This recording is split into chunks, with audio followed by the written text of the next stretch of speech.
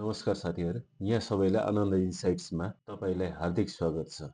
आज मङ्सिर 28 गते आइतबार। यदि तपाईँ नेप्सेको दैनिक दिशा, ट्रेन्डको अवस्था र अब बजारबाट के अपेक्षा गर्न सकिन्छ भन्ने कुरा बुझ्न चाहनुहुन्छ भने यो भिडियो तपाईँका लागि निकै महत्त्वपूर्ण हुनेछ। आज नेप्से 12.5 अङ्कले घटेर 2594.87 अङ्कमा बन्द भएको छ।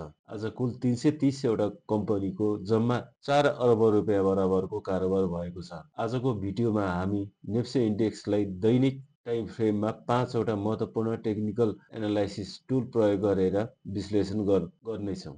अब समय खेर नफालिकन पहिला ट्रेन्ड एनालाइसिसबाट सुरु गरौँ।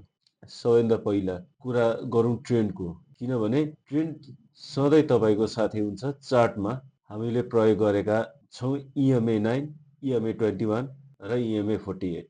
हालको अवस्था हेर्दा मूल्य EMA 9 र EMA 21 भन्दा तल छ। EMA 9 ले EMA 21 लाई तलतिरबाट क्रस गरेको छ। EMA 21 ले रेजिस्टेन्सको रूपमा काम गरिरहेको छ। यसको अर्थ के हुन्छ? छिटो अवधिको ट्रेन्ड कमजोर छ। पहिले बजार EMA हरू माथि हुँदा बजारमा बलियो बुलिस ट्रेन्ड थियो, तर अहिले बजार माथि टिक्न सकेको छैन। खरिदकर्ताको आत्मविश्वास कमजोर देखिन्छ। EMA बाट निष्कर्ष हामी के निकाल्न सक्छौँ भने बजार कन्सोलिडेसनमा छ, हल्का बेरिस दबाव कायम छ। अब जाउँ RSI यानी कि रिलेटिभ स्ट्रेन्थ इन्डेक्स तर्फ। हाल RSI करिब 45 को आसपासमा छ। RSI ले के जनाउँछ? 50 भन्दा माथि बुलिस मोमेन्टम हो, 30 भन्दा तल ओभरसोल्ड जोनमा पर्यो, 50 भन्दा तल कमजोर मोमेन्टम बुझ्न सकिन्छ।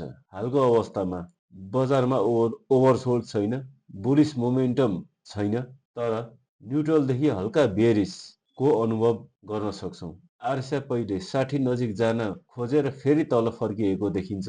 RSI बाट सङ्केत के देखिन्छ भने खरिदकर्तामा अझै बल छैन। RSI 50-55 भन्दा माथि नजाँदासम्म बलियो तेजीको अपेक्षा गर्नु जोखिमपूर्ण हुन सक्छ।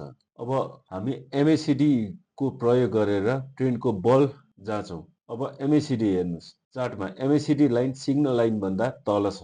हिस्टोग्राम रातो छ, मोमेन्टम अझै नेगेटिभ छ। यसले के भन्छ? बजारमा अझै बेरिस दबाव कायम छ। मूल्य केही समय स्थिर भए पनि MACD ले अझै ट्रेन्ड परिवर्तनको पुष्टि दिएको छैन।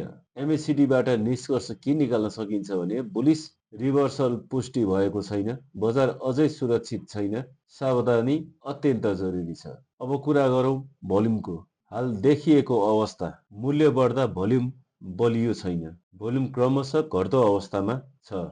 बलियो बजारमा मूल्य बढ्छ, भोल्युम पनि मूल्यसँगै बढ्छ, तर अहिले भोल्युम पनि घट्दैछ, मूल्य पनि बढ्न सकेको छैन। यो चालमा विश्वसनीयता कम छ, संस्थागत खरिद अझै देखिएको छैन।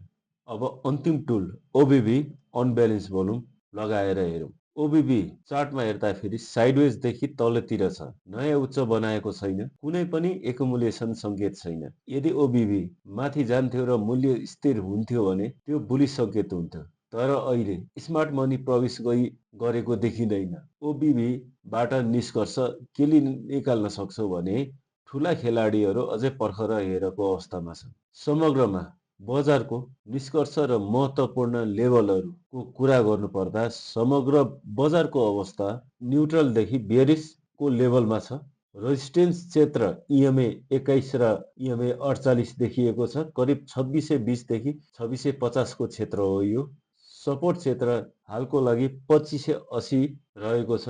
बलियो मनोवैज्ञानिक सपोर्ट 2500 हुन जान्छ। अब बजार बलियो हुनको लागि मूल्य EMA 21 माथि टिक्नुपर्छ, RSI 50 माथि जानुपर्छ, MACD बुलिस क्रस हुनुपर्छ, भोल्युम बढ्नुपर्छ। अन्तिममा सल्लाह अब के गर्ने? हालको अवस्थामा ट्रेडरहरूले पुष्टि नआउन्जेलसम्म पर्खनुहोस्। यदि तपाईँहरू लगानीकर्ता हुनुहुन्छ भने डराउनु पर्दैन, लेभल हेर्नुहोस्, र यदि तपाईँ नयाँ ट्रेडरहरू हुनुहुन्छ भने बजार पछ्याएर नछिर्नुहोस्। नियमित रूपमा अपडेट रहनको लागि च्यानल र पेजलाई लाइक, फलो र सब्सक्राइब गर्न नबिर्सिनुहोला। धन्यवाद। हामी यहाँ अनुमान गर्दैनौँ, डेटा हेर्छौँ, जोखिम व्यवस्थापन गर्छौँ र सँगै अघि बढ्छौँ। धन्यवाद। Happy trading.